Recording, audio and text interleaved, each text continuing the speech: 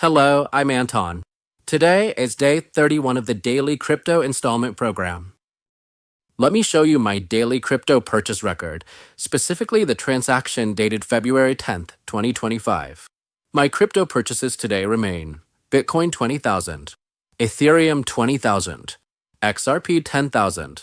This isn't meant to show off, as it's inappropriate to only spend 50,000. It's not an invitation to buy, as everyone has the right to decide for themselves whether or not to buy. This is simply my personal record, showing that investing doesn't require a large sum of money. It can be paid in installments daily at very affordable rates. Next, we'll move on to the crypto discussion. Today, we'll discuss, can XRP be used in Indonesia?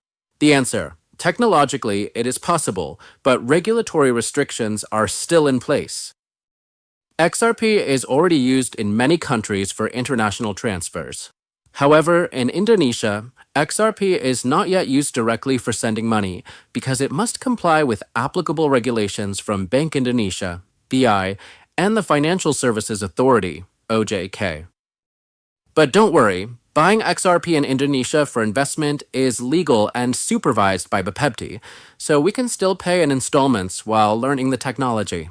That's all for today. We're learning in installments, just like we buy crypto.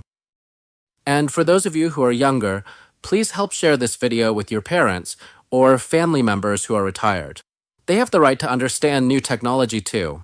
See you tomorrow on day 32.